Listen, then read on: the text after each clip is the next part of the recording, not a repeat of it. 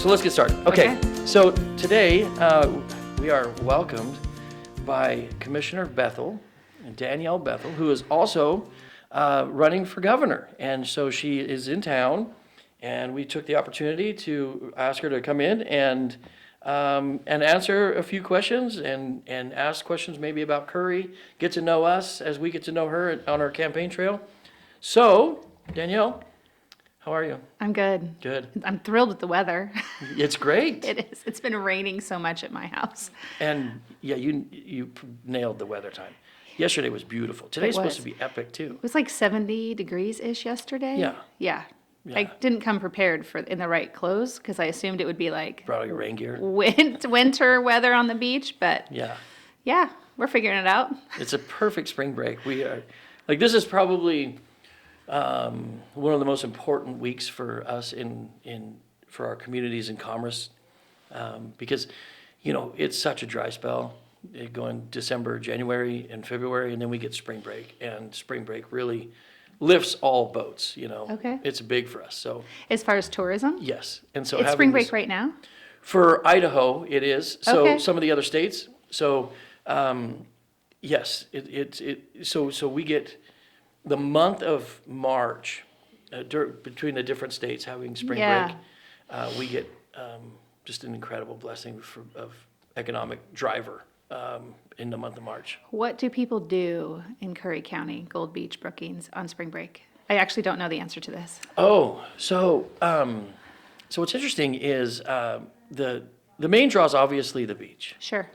And the redwoods. Yes. Okay. So people are coming to see the redwoods. People are coming to see the beach. Okay. And when we have weather like this, it creates repeat customers, right? So then they have such a good experience. But the Samuel Boardman, so the Samuel Boardman Scenic Byway starts in Pistol River and heads south. Okay. And it's arguably like one of the most epic stretches of coastline. Okay. And so I would say, there are a lot of hiking, Okay. a lot of fishing. I think those are probably the two main things. Like people do. ocean fishing or like freshwater Well, inlet? Springers are on right now. Yep, I heard that. Okay, so Commissioner Hollinger gave me all the details. so yes, yeah. So I'm going to do that someday. yes, so am I. Okay. Yeah, he keeps telling me that I'm going to get out of there too. Okay. I do a lot of ocean fishing, but I don't do a lot of river fishing. So, world-class river fishing, right? Salmon fishing. It's Springer season. The ocean fishing is always epic. Right now, crabbing, right? So we got, you can go out, you can drop crab pots while you go out to fish for black cod and then come back and grab your crab and Okay. just have an epic experience. So All right. I'm going to have to come down for a spring break in my future. it's good. And if people are into hiking, like the trails are incredible because our coastline is so rugged that the trails you have to go to get to the beach at some points to get to the best beaches. Sure.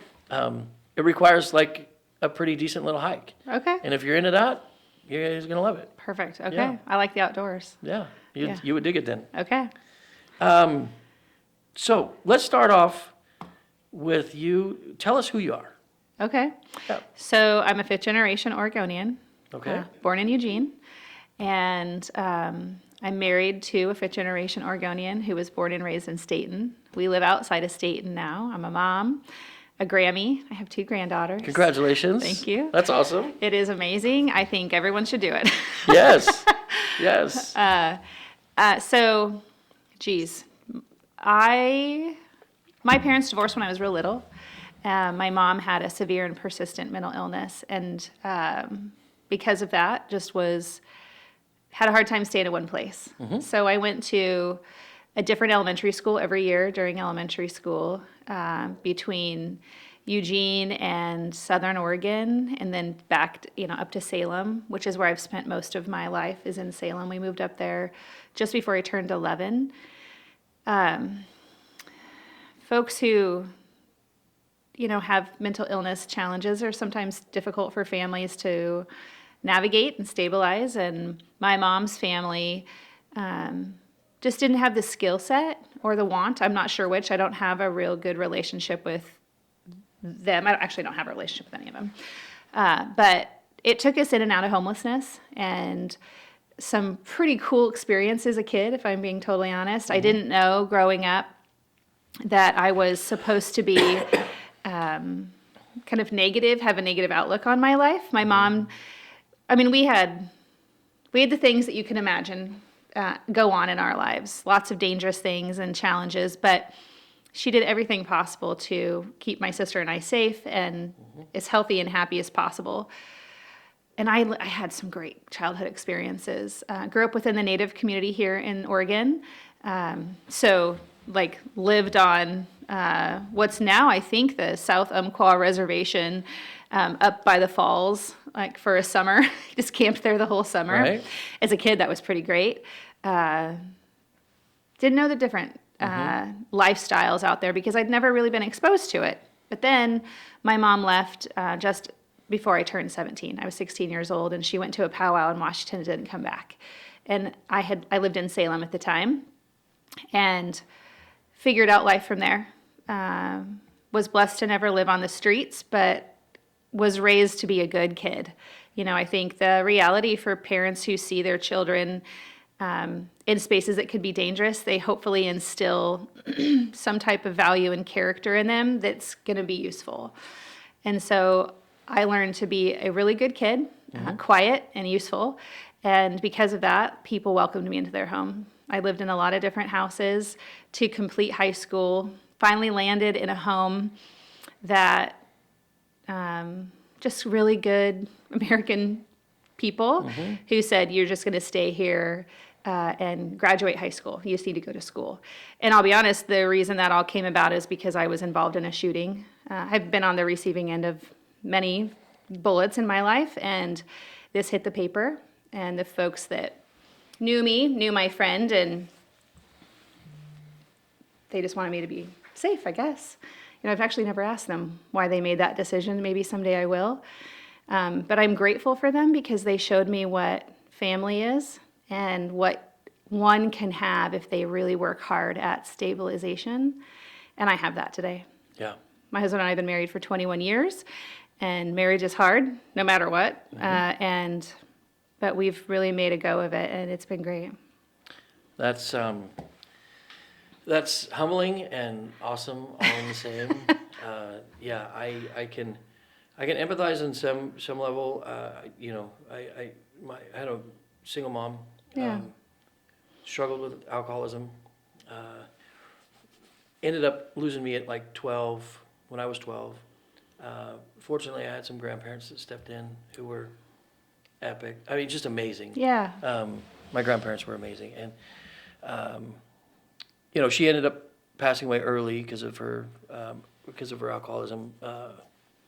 She got what was called wet brain, essentially. Oh. She lost cognitive functions to read and write and speak. Wow, I've never heard of that. That's yeah, awful. Yeah, it was. And she ended up like going to rehab and learning. It was never the same. It was, Sure. you know, it was always a struggle, but she really tried at the end, but it just wasn't enough. But you know, what we go through, we can either choose to have us make it stronger and more resilient, and or we can just become victims. Yeah. And I'm like you. I chose to become not a victim. Yeah. You I'm know? super empowered by my past, if I'm being Me totally too. honest. I truly believe that I was born to be my mother's daughter. I believe God gave me every ounce of passion and sass that I possess because of the challenges that she faced. I was Yep. telling a story actually in Medford 2 weeks ago. Other than my husband, in my relationship space, there's a woman named Emily that's known me the longest in my life. And she was my best friend in second grade and third and fourth grade. And she's really excited that I'm running for governor. Yeah. Because she participated in that life in my childhood. And nobody actually besides my sister has ever experienced that really, like in my adulthood. And someone asked a hard question at some meet and greet because somebody's always trying to gotcha kind of a situation, and I'm here for it. Like, if there's no question anyone is going to ask that's been harder than the things I've experienced, if I'm being totally honest. But I said the question essentially was like, what was the hardest thing you experienced as a child? And flippantly, I said, memorizing my mom's social security number. And they were like, what? And I was like, well, I had to register myself for school as a kid to go. You know, they send you the paperwork. Someone has to fill it out if she's not there, but she has to be the one signing it. And I have wondered, do they keep that? Could I go back to Talent Elementary and see if there's like some record of like the, 9-year-old girl who filled out her registration form and got into second grade? It would be pretty cool. Yes, it would. If that existed. And the reason it kind of made me wonder, like full circle, I graduated high school in Salem from McKay High School. And one of the things that I'm going to make a concerted effort at when I become the governor is understanding kids in poverty and access to success. When I graduated on time. They didn't give me my diploma. They didn't give me the thing you earn because I had towel fees that were due to the school. There's as a school board chair, I encourage you to look at the things that hinder kids to receive the piece of paper, right? Anyway, when I ran for the school board in Salem-Keizer in 2019 and won, they actually gave me my diploma when I got sworn in as a school board member. That's when they gave it to you. Uh-huh. Wow. And I still have it. It's framed in my office with a little sticky note on it from a woman who worked for the school district who had heard me tell this story during my campaign, and she waived the $37.20 fee in 2019. I graduated in 1997. So did I. And so all those years, they have to hold it legally because it's not theirs, it's mine. They were just keeping it from me because of a $37 fine, which is so ridiculous. It's crazy. That's crazy. It goes to the whole, at some point we'll get into, why am I running? Mm-hmm. And it's truly because I believe the system is designed to serve itself and not the people, and I'm over it. And that is a pure example of a system serving itself and not the person. Yeah. Because I worked hard in a circumstance that very few people were navigating, and I graduated high school on time, and they wanted to, harm me. They didn't want to. They did. Yeah. They did. Yeah, I was pretty frustrated by it for a long time. I would be as well. 100%. The system is broke. Yeah. And we will get into that for sure. And one thing that I think one of the biggest realizations for me was, I did a whole I moved to Africa, and I did the walk to Mexico with the homeless, and one of the things that really hit home was when I remember when I realized my purpose, right, in working with kids. Mm-hmm. And the moment that I realized that, everything else, all the pieces fell into place. Yeah. And it was had not all those things happened, I wouldn't be in where I am right now with the opportunity in front of me. And then after that, everything just reinforced that. The birth of my child. I'm had all that not happened, I wouldn't be right now, right here in the hospital, holding this miracle. Yeah. Right? And then as they grow and everything that occurs and your life gets better and it's just it reinforces that moment of just embracing our past. Yeah. So. Openly, there was a period of time where I was pretty pissed off about it. Me too. My Bitter, my 20s angry. were really hard. And the people that took me in when I was a young high schooler, or, the dad in that family one day after some pretty difficult experiences had happened, comes to me one day and he goes, "You are a magnet for assholes. Why is that?" And I was a bit offended, frankly. I was 17. And I'm a listener to people who really want to love me. Mm-hmm. And he really, really leaned in hard to love me. And I didn't really understand the question at the time, but reflecting over the years on that question and the truth of it, I mean, he really made me pause and go, wow, I probably should find different people to spend my time with, particularly boys. Yeah. And he wasn't wrong, but also it was the only thing I knew.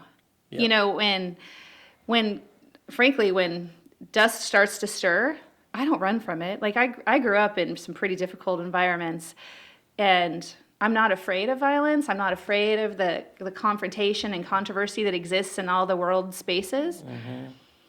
I wish I was less comfortable in it, but it is because I grew up in it. Right. But when he asked that question, I was like, okay, I should find a different caliber of people to spend my time with, because Sure. I didn't really like it either. And, Well, you know, people need to ask hard questions and introduce you to different things. absolutely. Yeah. I mean, you didn't do this. You're not running for governor because you expected it to be easy. No, and also it wasn't like what I have been dreaming to do this my whole life, if I'm being totally honest. Right. So, okay, let's go Yeah. there. Okay. So why?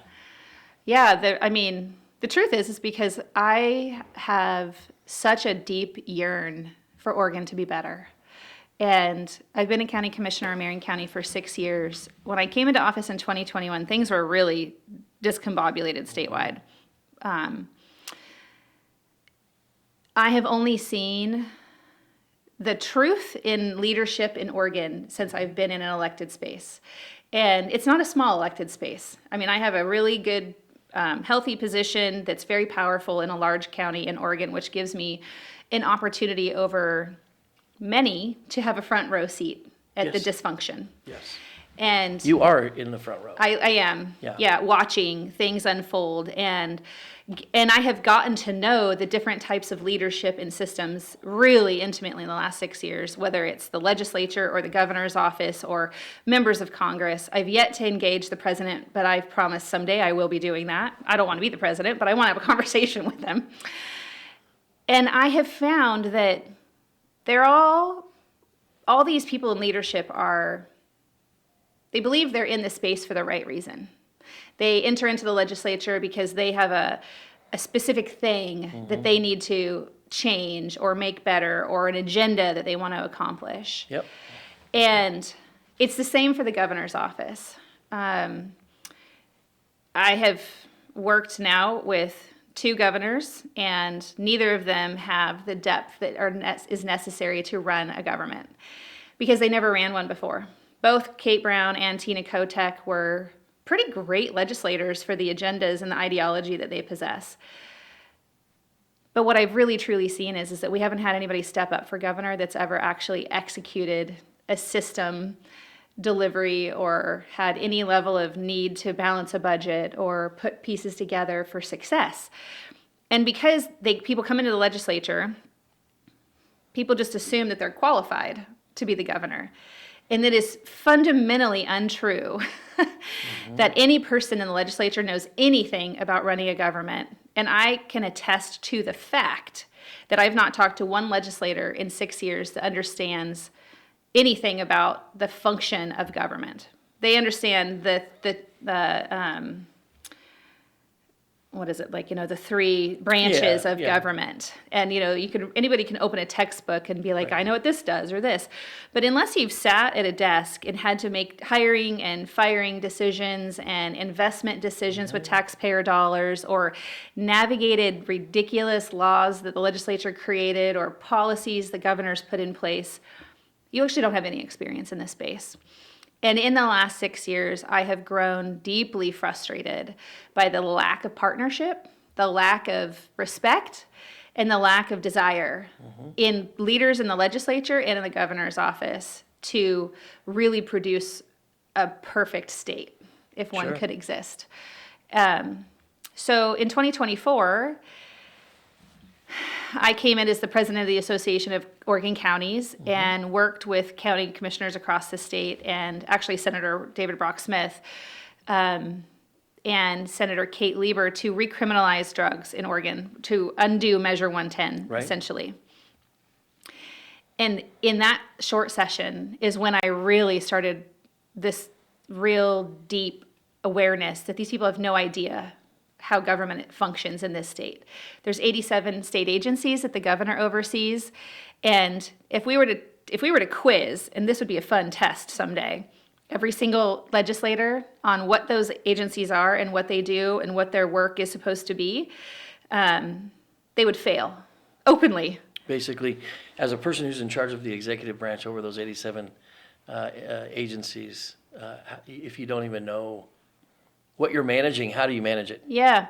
And that's how it's been operating. That's right. Like it's unmanaged. Well, it is so unmanaged, obviously. I mean, Oregon Health Authority as an organization is one example of one of those 87 agencies that has 6,000 employees, more than 6,000 employees in it, which is completely absurd, Yeah. if I'm being totally honest. And here's why. County commissioners statutorily are the local mental health and public health authority. I know you know this, but for the public, Oregon Health Authority facilitates behavioral health systems of care. The facilitation of that is supposed to be designing policy and infusions of dollars in partnership with counties to take care of our neighbors. Yep. They do the opposite of that. They do everything in their power to prevent you and I from being successful in our communities. And they try to dictate to us, but they don't legally have the authority to do that. In 2024, I had multiple one-on-one conversations as respectfully as I could with major decision makers in the legislature to inform them that they don't get to tell counties how to do either of those systems of care, mental health and public health, because of our statutory authority. Right. And that the money that's tied to those systems is really important, but we don't have anybody that understands just the whole thing from like looking down into it. My privilege has been standing at the bottom looking up, kind of like when you look at the stars and you can see them all align. I have a real vision for bringing these systems together and making government work from the bottom up. And I just really want to deliver that. I just want to show Oregon something different. That's so epic. Okay, Yeah. thank you. Yeah. I use that word a lot today. I don't know why. I'm kind of in that mode, I guess. But you get me going on the mental health, behavioral Yeah. health, and public health, Pete. So if you don't know, the previous commission prior to us. Yeah, I do know actually, and I'm okay. very frustrated for you. Yes, it's been a frustrating because I used to be the chair of Curry Community Health, which oversaw behavioral Yeah. health and public health, and there was a really good entity that was going on that essentially couldn't find a middle ground with the county because they were asking the county to assist with public health funding. As we know, public health is not a revenue generator. Right. And the county refused. And so Sure. they said, okay, well, then you can have it back with no plan in place, right? And so the county just punted it to the state Sure. during COVID, when Oh, you would want to yikes. have the most authority over your public health Yeah, policy. that's too bad. Right. And behavioral health. And so I see the same things, Yeah. right? I see a blatant, basically creating jobs for the purpose of creating jobs, but not for an outcome, when the dollars need to be passed down to where they can be actually utilized Yeah. for people and service delivery. Yeah. They're not. They're being utilized for bureaucracy Yeah. and false policy making. Yeah. And interestingly enough, sorry to interrupt you, but one of the things that I hear in the space of kind of the moderate or the left of center voters is, what about all those jobs? And the truth is that those 6,000 employees at OHA should be working in the communities. They should be working for counties. They should be working for whoever the county wants to contract with. And by the way, you can get back your authority if you have the right governor in place. Yeah. Well, this is the year we can actually petition to have it back. Great. It was a 5-year agreement. Okay. Well, if so- you need help on that, let me know. Yes. I'd be very, very interested in participating in you acquiring back that. I think it's really important that you locally design your system of care that it interacts with your community. You understand the culture and the caliber of people here. The state has no idea. But there's too many people living on cloud state. It's They need to worse be than down that. here. Danielle, here, it's worse than that. They handed behavioral health, they handed the behavioral health authority over to the entity that's providing the service. So Oh, perfect. So they punted. Uh-huh. And so now the service provider is their own Authority.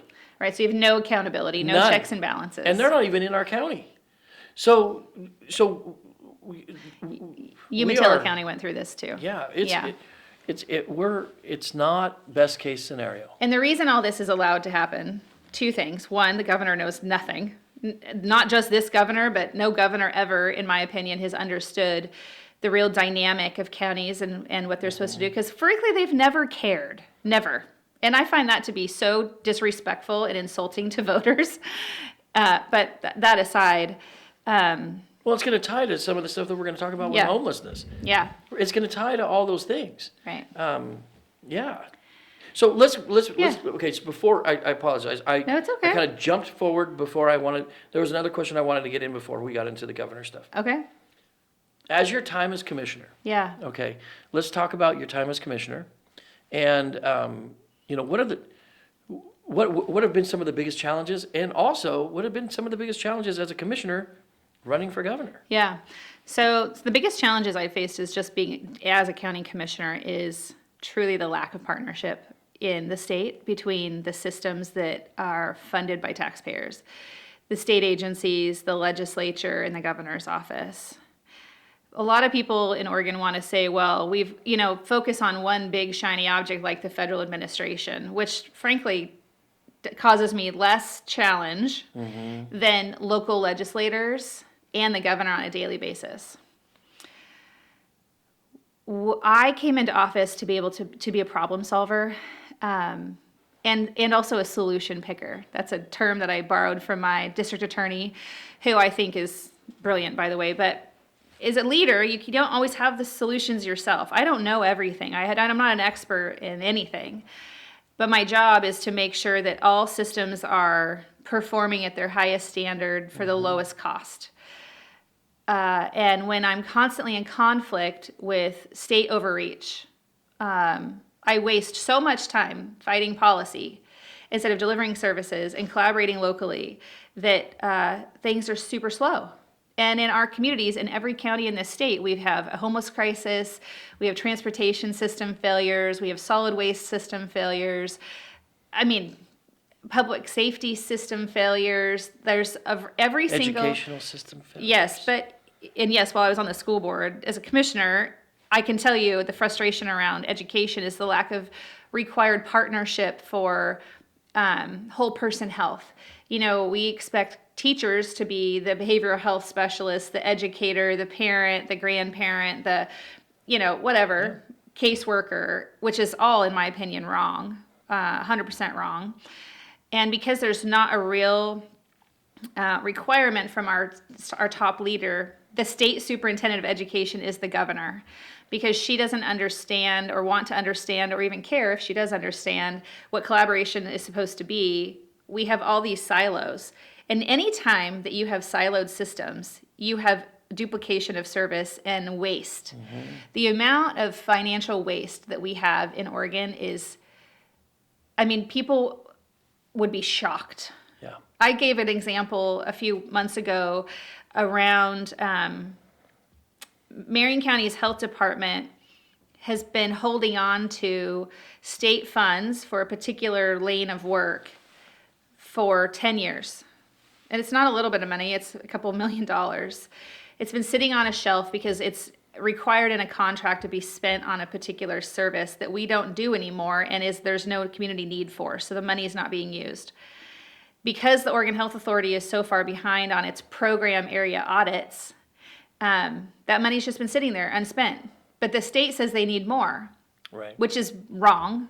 If they were just to be on track with audits, something you know about because Curry County has been going through a financial overhaul, and you know where all the money is and what it's supposed to be used for, and you can assess for the need, you can reallocate and redesign. Yes, you can run the business. Redesign those investment of dollars.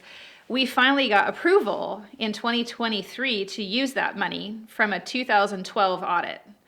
And the state didn't pull it back, which I was grateful for, so we were able to reintegrate it into an underfunded system, in our case, public health.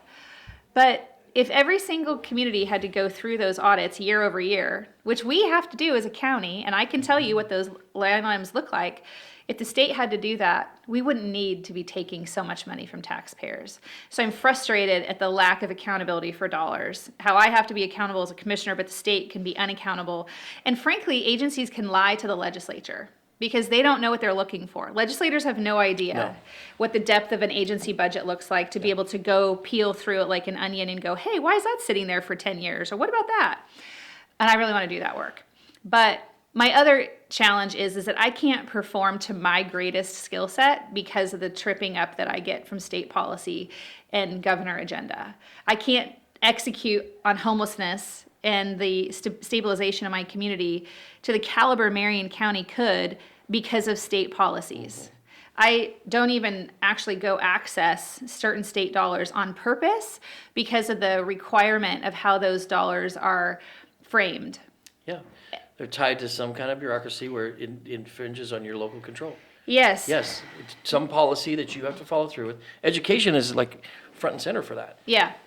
Almost all the dollars are tied to some new shiny program Yes. that the state deemed that is important. I call it the right to fail. I feel like Democrats in policy spaces in Oregon believe in the right to fail because they don't want to do the hard work and they don't want to collaborate and really listen to the people who are doing the systems delivery. Oregon Housing and Community Service is a great example of that. When Governor Kotek came into office, I'll tell you, I was pretty excited to have a woman who I believe is very competent and capable in delivering her priorities come into office, only to learn that she doesn't know anything about how government works as an executive, and it took her a long time to get up to speed. But she didn't want to listen to those of us that were saying, hey, this policy in place today prevents me from executing on your greatest achievement. That right to fail is supported by her. That, she's designed policies and given direction and stayed with Kate Brown's perspective that we should use taxpayer dollars to fund only low barrier, no barrier systems of care. And that's a churn. That creates the hamster wheel because there's no accountability. None. And Marion County doesn't go into the state space and draw down any money to be successful in the community. We've had to be really resourceful and find other funding federally and locally to deliver our outcomes. And we're only a fraction of what we could be successful at. If I could say to the state, let me design my local plan and let me show you success and compassion and follow through, but I need your money to do it.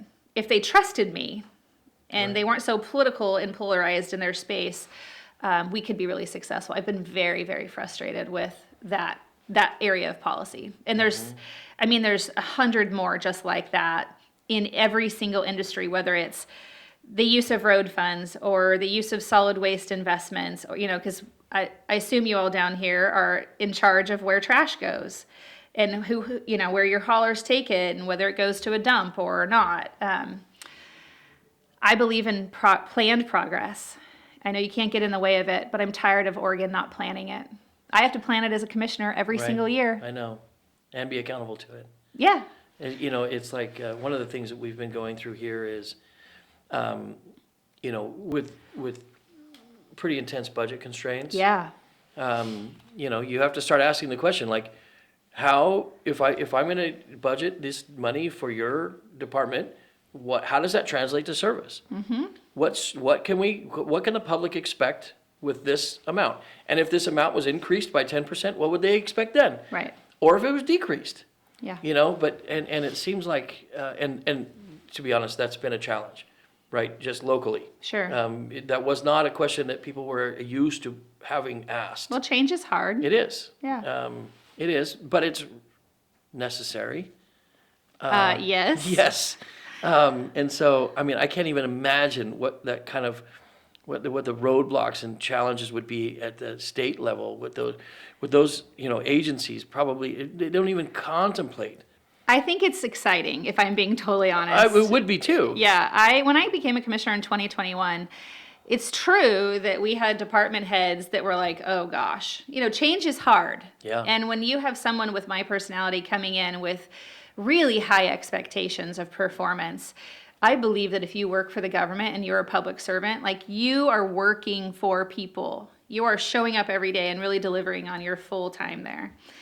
And not to say that employees in Marion County didn't want to do that. They just were like, what's going to be her expectations of us? And that's measured, from person to person.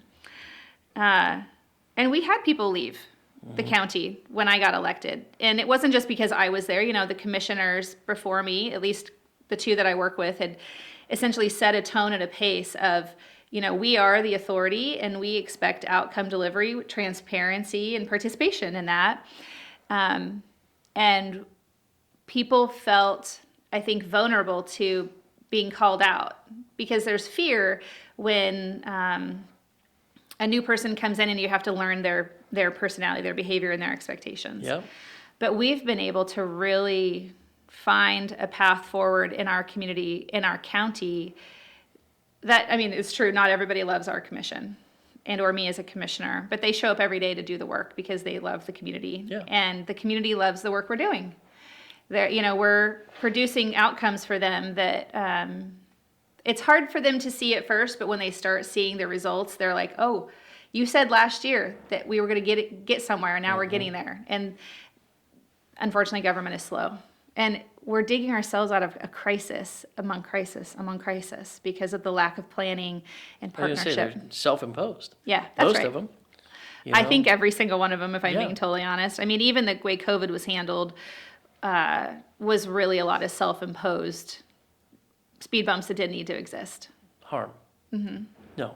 Yeah. And what we did to the kids was absolutely criminal. Yeah. Well, not just the kids, but the seniors. How many elderly did we lose because of a lack of state oversight and planning and participation and collaboration? People don't know this, but county commissioners who run public health, we don't have access to senior care facilities. It's the state's responsibility. And it's one of the most disgusting moments of my life that I'll have to remember forever, that we had very vulnerable people who were trapped away from their families, who were dying because we didn't have any collaboration with the state and they wanted to maintain the power. I'll never forgive Governor Brown, never, for the way she handled that and prevented even my community from being its best in response to vulnerable populations. It's unforgivable. I agree. I'll just tell you too, Yeah. the other, I think the transition to like what's a difficulty of being a commissioner and then running for governor is some of the spotlight that's been cast on my county. They didn't ask for this, Sure. attention. My peers, I didn't ask anybody for permission other than my family to run for governor, but I did talk to my peers, my colleagues, and my staff before I made the final decision, and we all knew that it would be elevated and And you were the interesting. first to file. I was the first to file. Yeah, I filed a year ago, actually this week. Yeah. Yeah. And I think there's an opportunity that people who have just negative intentions seek to cause harm when they don't like you or they don't like what they think you stand for. And I've had the most uncomfortable experience with the Oregon Ethics Commission this year. I've had 2 complaints filed against me, and the Oregon Ethics Commission is supposed to be an education space. And if you have malice or intention that they can prove, then there's a way for them to fine you, to hold you accountable. Right. And I support that system, actually. I think that elected officials should be transparent and held accountable. But that organization, in my opinion, has been weaponized against elected officials for ideological purposes and to cause harm. And I don't know, I don't actually know the 2 individuals that have filed the complaints against me, but I have 2 against me right now. One was filed actually by a Marion County deputy who pulled over my daughter in an environment and a circumstance that when people learn the full breadth of the situation go, I could see why you performed that way. We can talk about it more if you want. But If you want, it's up to you. Yeah, well, so it was, I want to say it was December 31st, and she works in Salem and was headed down Lancaster. If you've ever driven on Lancaster, it's a very congested. I went to Chemeketa for a year. Okay, so she worked at Borders at the mall. She was headed, home. She was headed south on the left-hand lane in it. It's 5 o'clock, so it's dusk out. And she gets lit up from a police car.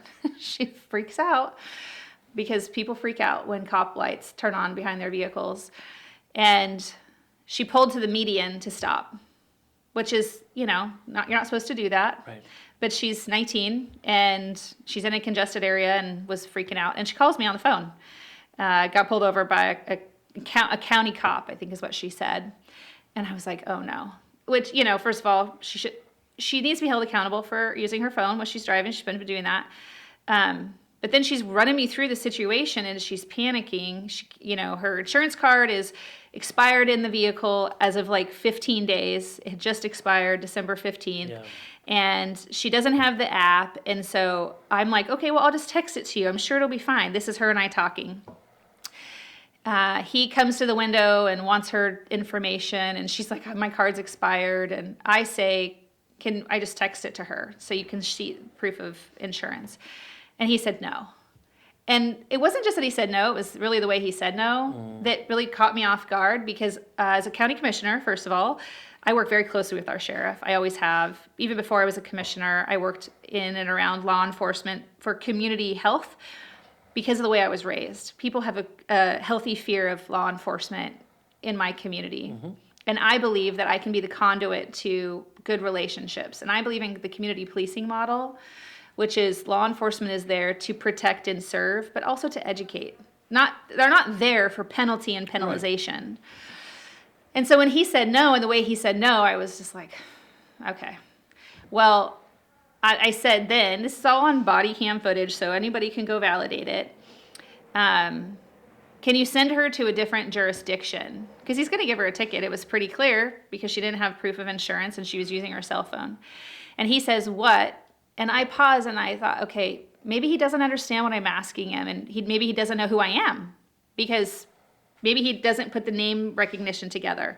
So then I say, this is Natalie Bethell. I'm Danielle Bethell, the county commissioner. She cannot go to the justice court. Can you send her to a different jurisdiction? And he appeared to get angry and he barked back, no, they'll figure it out. Fine, like whatever. Well, when she came home, she gave me the ticket, and he didn't just write her a warning for no insurance, or for failure to have the insurance, or a ticket for her cell phone. He also wrote her a ticket for failure to yield to a police officer, which is a pretty big violation, in my opinion. We follow the rules, we yield. But because she didn't yield to the right, he wrote her a ticket. The ticket was over $900. She's a 19-year-old college student. So in this moment, I'm livid because he's performing in a way that I disagree with as a county commissioner. In my space, I believe it's important that law enforcement first provides education and safety. Penalty is important if people choose to disobey, right, or be blatantly disrespectful. But she wasn't. She's pulled over for the first time. She's freaking out. He had the prime opportunity to build a relationship with her and teach her in that moment how to perform better behind the wheel of her vehicle. Right. And he chose not to do any of those things. And today, right now, it still frankly makes me really angry because that action from him, who is a figure of authority, imposing his will on her, in my opinion, is bullying behavior. But also, he's not building a relationship or a rapport. He's not encouraging her to be better. He's encouraging her to be reactive and fearful. That's the opposite of what I believe we should have in law enforcement from anybody that wants to work in law enforcement. And we're not perfect, I get it. But I think he could have handled it better. Mm-hmm. And so I screenshot that ticket and sent it to the sheriff that night and said, this pisses me off. And it still pisses me off. And the next day, the sheriff and I had a really good meeting about him informing me on what that circumstance was. It's called stacking, which I'm not in law enforcement. I understand it now, but it's not a performed activity that he supports as the sheriff in the community. And so in my role as a commissioner, I said to him, like, what's the accountability here for people who are writing tickets? How do we keep track of it? How are you reviewing your officers and how they're interacting in the community? And it got us all thinking that most systems in Oregon don't actually have accountability tools. And in fact, I bet here in Curry County too, you don't have a database to where you can go run an officer's badge number against the citations that they write. Back in the day, before technology, they wrote them in a book, a ticket book, and those ticket numbers were assigned to their badge number. So you could do a query. But today that doesn't exist. So there's really not a lot of accountability for the sheriff to have oversight as to how officers are performing in the citation space. I think that's a disservice to the public. I don't believe that citations should be a revenue generator. I believe they're supposed to be a tool to help people behave better. Mm-hmm. And so now we're in this dynamic of me performing as a mom and then me transitioning to being a commissioner. He chose to write her the ticket to the Justice Court. So then I called the Justice of the Peace and said, hey, my kid's coming your way, and I know she can't be there. So he did what he needed to do and transferred her to the Circuit Court, which took almost 3 months. She didn't receive any notice from the Circuit Court until I called down to the Circuit Court at the end of March and said, my daughter received a citation that was transferred from the Justice Court. When is she going to have her day in court? Like, what's the process? And then a few weeks later, she received a letter in the mail, and then she went down to the court annex, and then she went to, eventually in August. She got the ticket December 31st. She got her day in court in August. All because he didn't want to just write it directly to the Circuit Court. All these steps of government had to occur. And I went with her to her hearing, and the judge, who I still don't know who he is, I've never met him before, had a great conversation with her and let her tell her side. The officer was there, and he threw out 2 of her 3 tickets. And then the next week, the officer filed the complaint against me, stating that I used my authority as a commissioner to try to prevent my daughter from being held accountable. Right. And all that is untrue. And if I'm being totally honest, while there's always something you can learn from and do better, I don't believe that me being a mom in the way I handled that situation for her was wrong. I'm always going to take the call, and I'm always going to lean in to coach. And I don't believe it's wrong to identify yourself so that way they can do what they believe is best, whoever that authority figure is. But for them to be able to manipulate all this, to escalate me as a bad person, like I'm using my authority, is not only insulting, it's just wrong. Mm-hmm. I mean...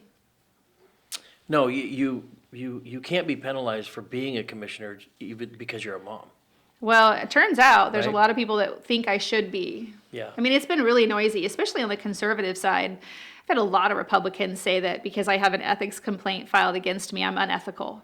It's like, well, that's untrue. It's not even founded yet. Right. Like, you're putting the cart before the horse. Yeah. And then the second complaint came in October of, I think 2025. I can't remember. And it was from a lady who sat in our boardroom. And my son works for a large construction company who the county has a contract with.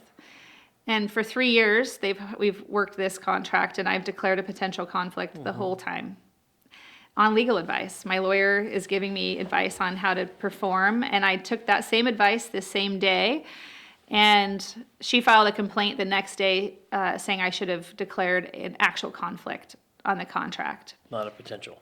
Yeah, and so I don't know how that's going to fall out. It's not a controversial issue for my commission, so I don't have to participate in it. But believe it or not, we've had extensive public conversations about all of this for over 3 years in different formats. And it wasn't really until I escalated into this space of running for governor that people start going, well, how do we harm her? Right. And so I did take a training with the Ethics Commission, I want to say in late November, and hypothetically asked this question. Mm-hmm. And the trainer was like, well, it's a hard one, because how do you prove a benefit? Like my son working for them and me issuing the contract, what's the benefit to me? And it's a presumed benefit. And he said, just to be safe, just declare a conflict. So I have done so ever since. Right. And I fully expect on both circumstances the Ethics Commission will issue me a letter of education and tell me how to perform better. Sure. And I'm open to the coaching. Yeah. Well, good. So yeah. You mentioned that you've gotten a lot of backlash from the conservative side that you weren't quite probably expecting. I want to flush that out a little bit. How long have you been, were you a conservative your whole life? No. I was How'd that transition happen? Yeah, so I was a Democrat until I was 30. I'll tell you, it's because I didn't know any better. Before I graduated high school, I told you about my life growing up, so there wasn't a lot of like depth or participation for me in politics. I got my college degree. I actually graduated when I turned 30 from Oregon State University. Before you got your diploma? Before I got my high school diploma. That's right, actually. And I have a degree in political science. So college is what really started to get me thinking about politics and ideology and all the spaces. But I started a business, and it was at the end of my first year of owning a business, and I filed my taxes the first time, that I felt really conflicted as to like, what am I buying with this investment of taking that the government is producing? And I spent some time looking into the taxation system of Oregon, income tax and all the business taxes that I have to pay, and feeling really frustrated that I wasn't really getting an ROI on that investment. Sure. And so that coupled with this education of like, what is a Democrat and what is a Republican? What is a conservative versus a progressive or a liberal? And I found myself not fitting into this box designed as a Democrat, especially in 2012, which is when all this came about for me. Hillary Clinton was, a big fancy object in America, and I was really kind of dismayed by politics nationally, which is really, I think, what people focus on is this national component of noise. Of course. So anyway, I ended up changing my registration right after I graduated college to be a Republican, and then because I owned a business, I joined a chamber of commerce. I started participating differently in my community.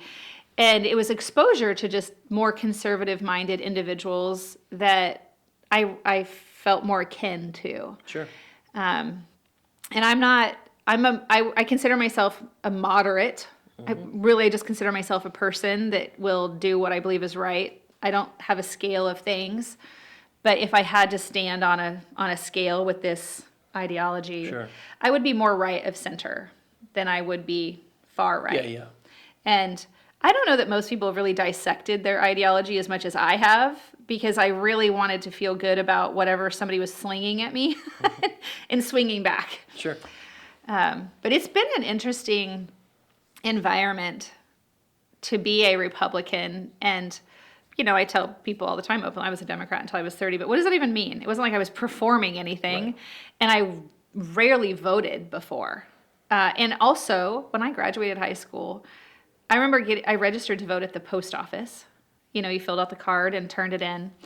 I didn't know the difference between a Democrat and democracy, truly. Gotcha. I mean, I didn't have, my foundation of education was so weak and so really invalid that No Child Left Behind was really me going through school. They just moved me along. And while I had a core comprehension of things, the basics, I didn't really start to comprehend like in reading until high school.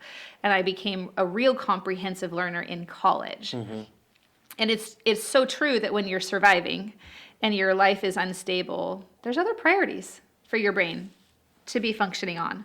100%. And I think because I have such a real unique perspective and just finite understanding of performing that growth, I'll go at education a little differently than the average leader, and how systems should be designed and how you kind of rise all boats with the same tide perspective without performing the polarization or the what do they call it? The whole DEI thing and how it's just so volatile. Yes. And it shouldn't be. Those words are, anytime somebody in my community is like, movement. Yeah, the equity movement. It's all about diversity, equity, and inclusion, and it's just so weaponized. Yeah. That's the word I'm looking for. And it is true that no child is the same.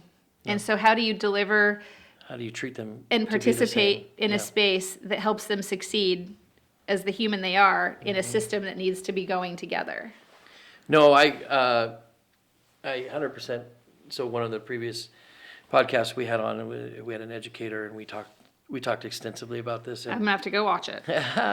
and one of the things is, to me, is that we have the state has imposed policy that's tied to money, that you have to incorporate these things Right. into, so removal of local control. And it's all focused generally around social conditions, Right. not education, Yeah. and social priorities. And I think, number one, I think it's inappropriate for that. It goes back to Sure. what you're talking about, like the teachers don't need to be all these different things, right? And one of the things we talked about was just how that has convoluted the actual educational priorities in Oregon. Are there educational priorities in Oregon? Well, they're social ones, not necessarily. There's no academic ones because we No. removed all the standards. Yes, we did. And so, but it I don't know. That's a deep subject for me, and I'm sure for you as well. Yeah. Well, I think it's going to be, I don't think I know, it's going to be one of the hardest industries to turn the tides on. And I'm working in my community now as a county commissioner in the role that I perform as a commissioner, and also somebody who grew up in severe poverty with a lot of challenges. I've been invited to a really important table, which the table set is, how do we as a community invest in our youth in education? How do we increase third grade reading from what it is today in just the Salem-Keizer School District? This is the table I'm sitting at. And I'm not a school board member anymore. Right. They invited me because I have a perspective of the systems in their silos and how they should work together. And actually a philanthropist in our community has invested some private dollars into this work group and surrounded a team around one particular school, which is one of the greatest underperformers of elementary schools in Salem-Keizer, and has the highest rate of absenteeism of any of them.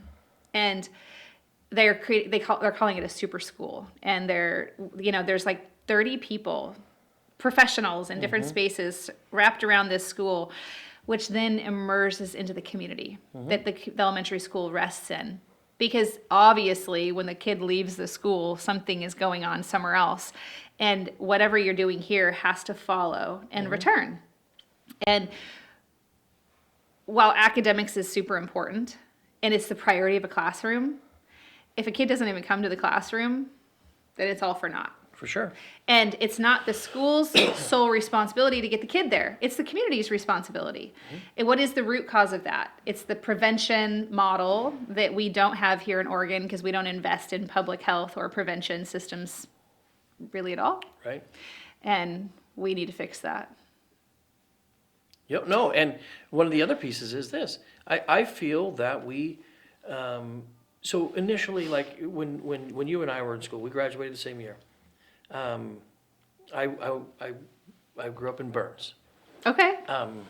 And so, but I'm sure, like for me, I don't know for you, but for me, you had a connection with one or two people that really helped. For me, it was my basketball coach, who was also my psych teacher, Okay. and U.S. history. And so you had those connections, but teachers also had a passion because they had an influence. Yeah. And I feel like we have diminished that passion and replaced it with standardization.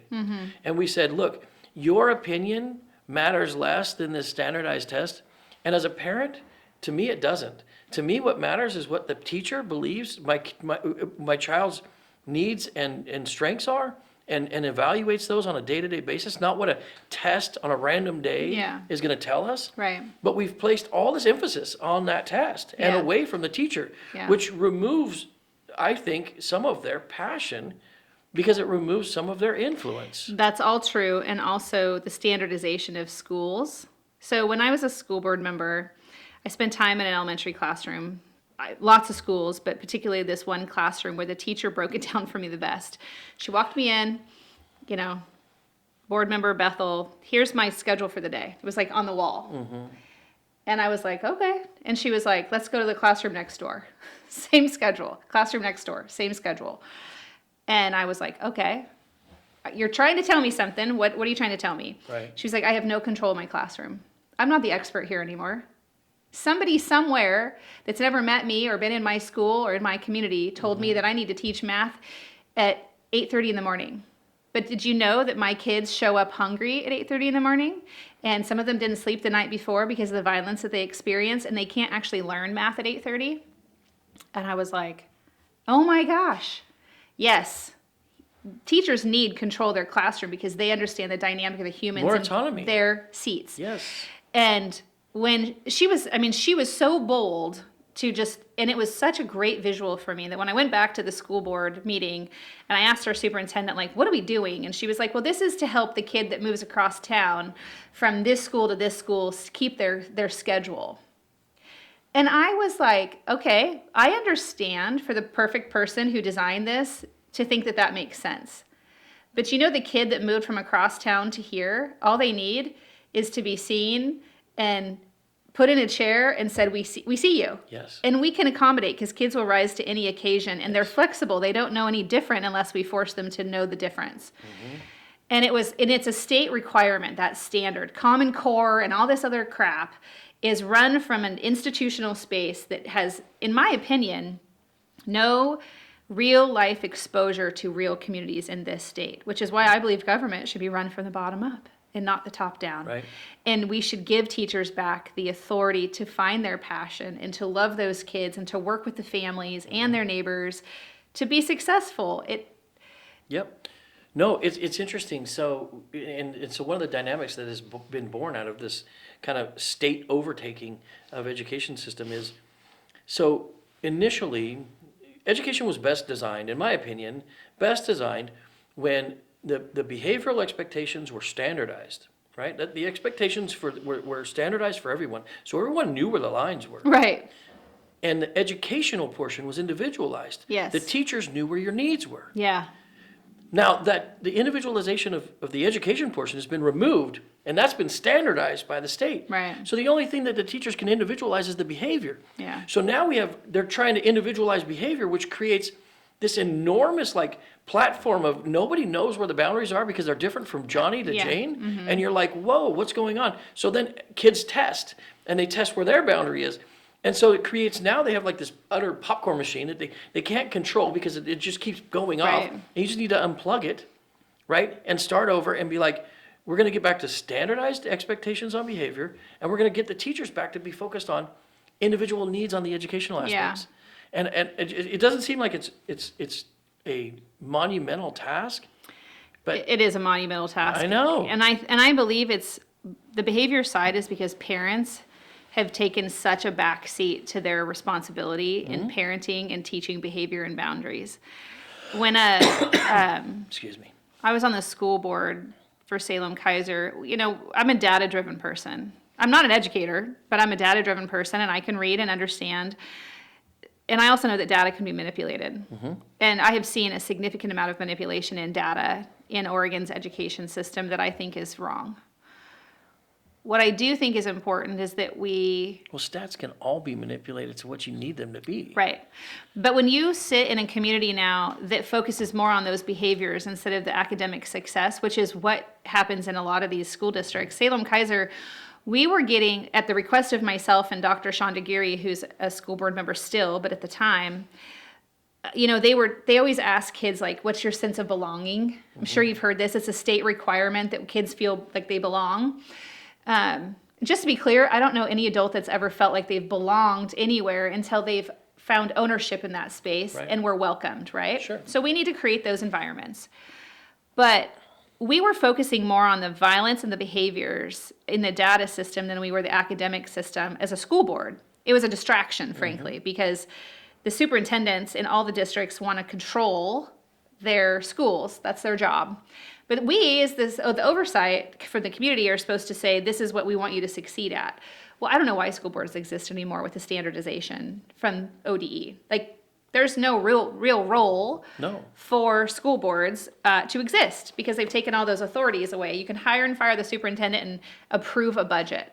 Most boards don't even design the budget. They don't get to push money into priority outcomes from the community's perspective because it's all done behind a closed door and then presented in public in a way that most people can't even understand. Yeah, it's complicated. Yeah. And Overcomplicated. yeah, and totally unnecessarily. But it's because it's the bait and switch. Yeah. Because they don't want you to know really what's happening because then you would be upset, in my opinion, because I've been upset for a long time. It's the same thing for every single agency in Oregon. You know, they are not fully transparent with the legislature when they come and give their agency budget presentation during the long session. In fact, I had a legislator recently ask me, in fact, they sent me a text, this person's running against me for governor in the primary, and said, hey, Oregon Health Authority is coming before my committee. What should I be asking them? I didn't answer that text, first of all, because you should know the answer to your own question if you're running for governor in the primary against me, just to be a little, stinker about the whole thing. But I did watch that presentation, and OHA intentionally underperformed in their presentation to this public body, because if they were performing to their standard of truth, the people up there that don't know anything about behavioral health would have been pissed because the truth would have came out. Well, I mean, how are we 49th in mental health? Yeah. 48th? We moved up one tick in education, and we're like, we celebrate failure better than anyone. So it's wild. I saw a Portland news-based system report Oregon. Like they changed the language that said Oregon is number 5 in failure on whatever it was. Yeah. And I looked at that and I was like, so now we're spinning the narrative so that way you think that we're succeeding, but we're actually in the top 5 failure states in the country on whatever that topic was. I thought, good for the reporter for making a spin on it. Made me think harder. I did read the whole article to try to figure it out. So transitioning now, okay.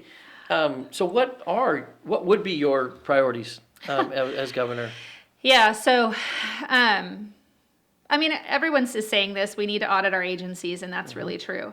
But to do a full agency audit on all these systems is near impossible.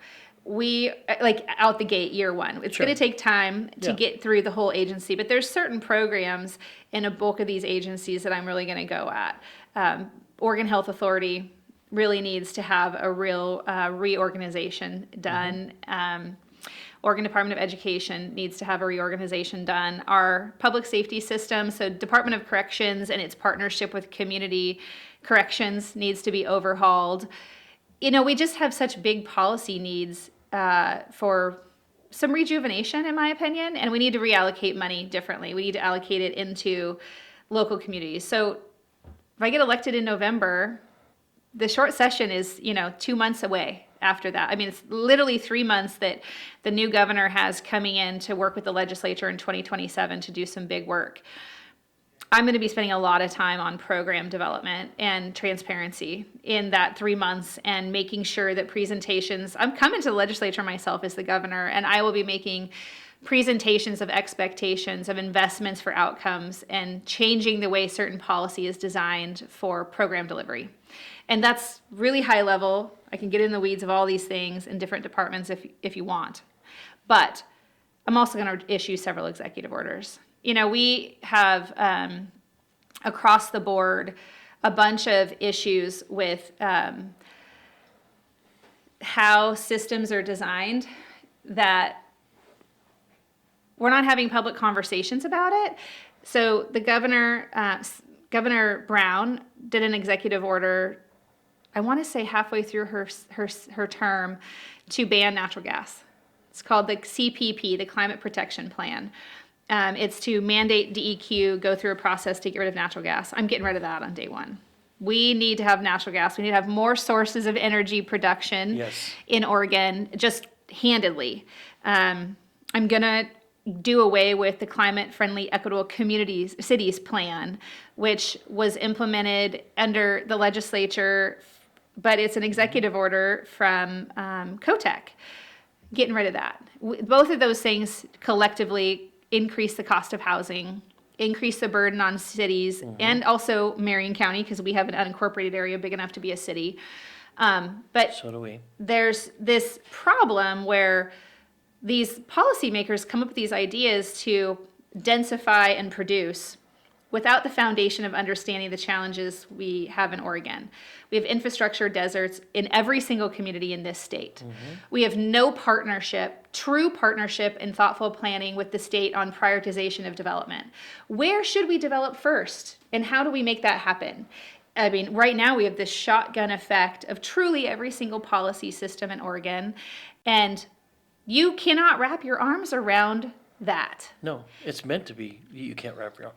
The money's just meant to essentially pay for, in my opinion, Sure. everything but the delivery of the expectation. Yeah.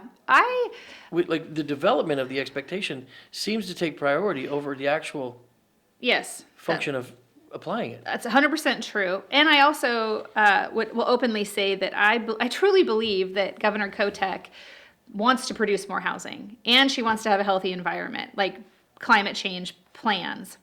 Those things are true. I believe she wants to reduce homelessness because people are pissed about it, not because it's a passion of hers. Everything she's ever said, I believe her to believe herself. But because she doesn't understand this system, she can't succeed. Right. And I can. I can because I will bring the right people to the conversation to produce the plan. And those people are not the legislature. They are counties and cities. If I want to be successful in the elimination of homelessness statewide, I should not go ask a legislator who doesn't do the work and isn't, boots on the ground. No. I should ask the people in the community space. That's your local law enforcement, your community-based organizations, your local elected leaders. And I guarantee you, none of them are going to agree on the plan, right, outright. But when you spend time together, you can design something that you can lean in together on and find balance and approach real solutions. We're doing it in my community. And, Marion County Board of Commissioners is a partisan body. We're all Republicans. We are working with the city of Salem, which is essentially legally supposed to be a nonpartisan body, but it's not. The ideology that the majority of their elected city councilors bring in is very far on the left. But we're successfully working with them to produce outcomes. We have to have everybody at the table, but we have to create a plan and we have to prioritize that plan. And none of that is happening right now because we have no leadership willing to lead it. We have this concept around the economy that the governor just pushed out on her prosperity council, like she's going to now save business in Oregon. Well, I mean, that's just, in my opinion, her approach is just a campaign tactic. Yeah, it's to triage all the business we lost. Well, even still. I mean, not even that. Because it's not triaging. Yes. It's just, it's literally like when you try to paint the turd better. Yes. That's. Well, and also. So what would you do for business? Well, I know this is going to be painful for people to hear, but something similar to what she's doing right now, except for I'll truly apply the model. I'm not an expert on every single industry. I can talk to you about plumbing. I can talk to you about alcohol and events, because those are the industries that I have owned businesses in. But I don't know the challenges for technology. I have a friend who has a business in Medford who's really frustrated about her inability to grow because she doesn't have a sustainable workforce. That's a problem. I know the agriculture community pretty well because I'm a county commissioner. I can tell you the number of policies and regulations that are suffocating them from succeeding and why we see people selling farms every single day in Oregon. We need to bring these partners present to the forefront and say, what's your greatest challenge? Right. What is harming you from your perspective in Oregon? And then analyze that and modify it. Some of it is serious policy rollback. Serious. I mean, the corporate activity tax. It's not performing the way it was supposed to perform in its delivery. It's only harming businesses and the community. It's a sales tax. Let's just call it that. Yep. And let's tell people what that sales tax is doing, because it's not what we were promised. The number of regulations that the legislature puts out around employment safety, picking an industry, agriculture, young wage earners, whatever. we need to stop trying to micromanage and stop harming the majority for the behaviors of the minority. It's true that in every industry there's people that are bad actors. Why are we creating statewide policy instead of letting the Bureau of Labor and Industries, which is a well-funded agency, do its job? Right. They should go do their job.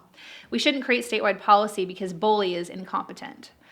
Yeah, I want to create a real thoughtful convening in every single aspect of our state, and not just on I-5. The governor needs to be present in every region of this state. The rural and frontier counties have very, very, very different challenges in their economic issues, their business growth issues, and every policy platform that they need to perform than the urban areas.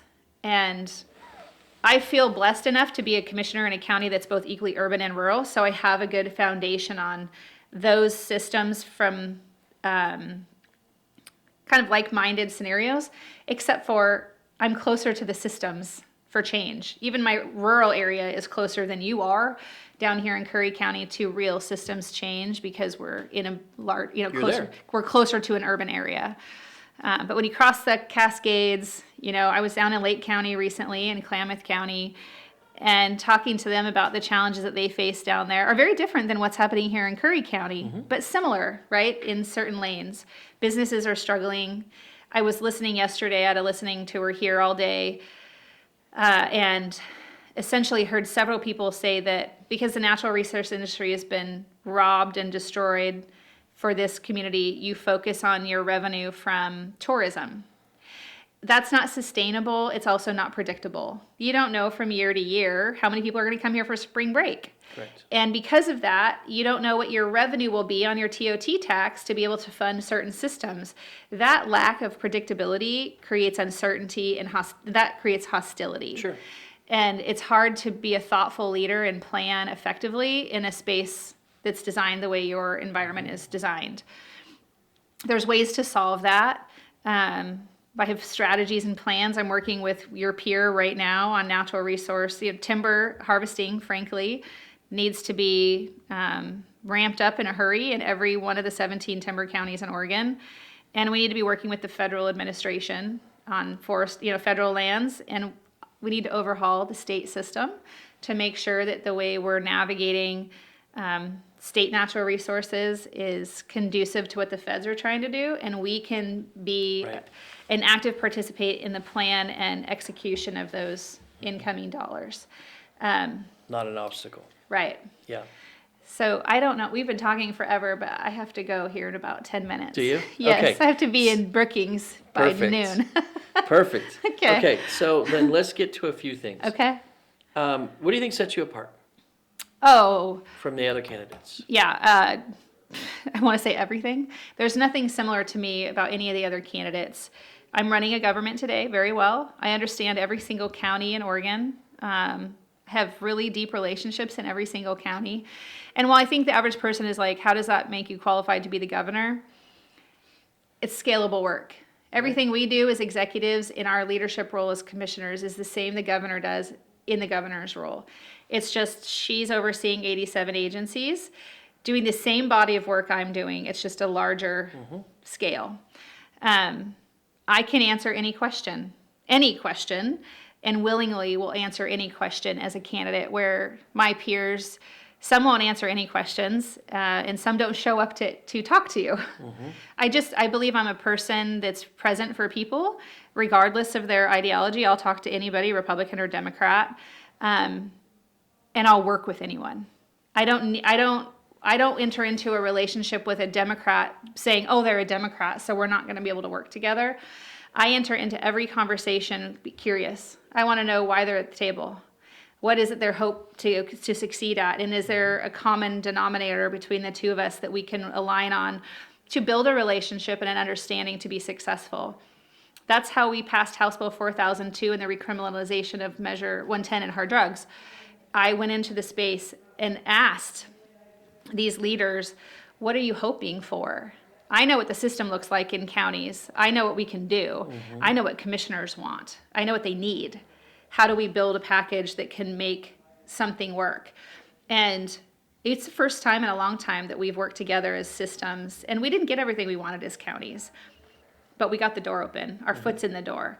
And now we're teaching the legislature, those that are staying present in the conversation, why we're not as successful as they had hoped for. And they're learning, and they want to learn. I like to bring people along.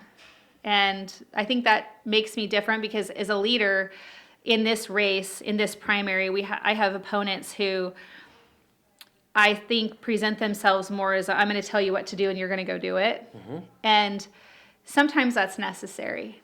But mostly what's necessary is a leader who can be patient in this space and listen and look and observe and then collect the things that are present and really build an outcome that we can all engage in. Because the concept of we're better together, I truly believe that. Yeah.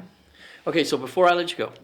Okay. One of the things we talked about prior when we were, so first of all, I need to just back up. Okay. Number one, this is what I know about you.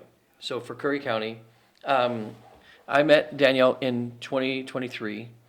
She was at our county college. You were. I remember this. Yep, and it was me and Commissioner Alcorn were in that same. Yep. And the one thing that impressed me the most was you were just so authentic. Oh. You were not political like a politician. Yeah. You were very authentic in your delivery, in your in what you believed, in what you stood for. It was refreshing. Oh, thanks. And I can tell you for the 20-some new commissioners that were in that class, what you did as the AOC president at the time is you gave permission to them to be that and not have to try to feel like you're in this role that you have to like play a part in, but you can be your authentic self. Yeah. And you can succeed in being your authentic self. So thank you for that. You're welcome. Yes. So beforehand, before we started, we were talking about how individuals start to become, how they begin to favor the entity as opposed to the individuals in your. So how do you address that? Directly. Okay. I mean, one of the things that and every single commissioner in Oregon that's spent any time, even if it's just a few minutes with me, knows I'm very direct. I think that the most important way to be successful in this space is to be authentic and to be truthful to who you are and what you want to have, what you want your success to be. But I know for a fact that Oregon's systems today, every single one of them is designed to serve itself, the system, and not the people that are supposed to be on the receiving end of the service. And it's simply because, from my experience as a commissioner working with state agencies in my own county, frankly with your county, I've worked with different programs here. Bureaucrats get caught up in measuring their success on paper. It's hard to measure your success in feelings, except for when you start asking people how they feel. I can't measure with numbers how Oregonians feel, but I can tell you people are upset and that overwhelmingly people feel like we're failing. Because the system is designed to only serve itself. And we just need to change it. We need to be able to do what I've done in Marion County with my peers is say to our leaders, our department heads, and the folks that do the work, your job is to serve the person in front of you. I don't care if someone comes into the planning department to get a permit to build their first home. If you see them in a space where they're struggling in filling it out. Yeah. When you're just participating in the humanity of that experience, it should be your desire to say, what else can I help you with? Right. Did you know about? Or here's this thing. The no wrong door approach should be front and center. And we should empower the people who work in public service to be their authentic selves, to be humans in this space, and to really care about the person on the other side of the counter. And that it's not just transactional. Government isn't supposed to be transactional. Essentially, yes. Fee-for-service systems. I'm supposed to buy something and I get the thing in return. But government is supposed to serve the people. And in order to do that, you have to empower the people of the government to be people. Right. And to make sure that they're comfortable declaring this isn't working, or can we try that? And let them own their space. It takes time. Yeah. It takes so much more time. And some people say that's not efficient. Okay, well, those people have never run a government, because I can tell you that in the 6 years I've been a commissioner, our community surveys have increased considerably to the positive. We constantly hear how great our planning department is, much over our neighboring community planning departments, because we have empowered our planners to be humans in this space of success for the customer. Right. Our health department is... Don't make it a DMV experience. Oh my gosh. Sorry. That's true. That's a bad stigma, but yes. And also, by the way, the DMV is being asked to do things they're not trained to do, like motor voter. And if you don't give people the skills and the tools to be successful, they're going to get tripped up. They're not going to succeed. We need to make sure that we as leaders are listening and recognizing what's in front of us for the people we've asked to do the job, and to serve those people first and our community second, because broken systems only break communities. Yeah. And we need to have solid systems that work to serve our communities. Is there anything you want to leave us with? I really want to say thank you for the opportunity to have the conversation. I think it's super important that the public gets to see candidates just in their true selves. I don't know how to be anything other than myself. And I don't try anymore to be anything different. It's too hard. It causes too much anxiety. I'm not perfect. I don't know everything. I'm going to get things wrong.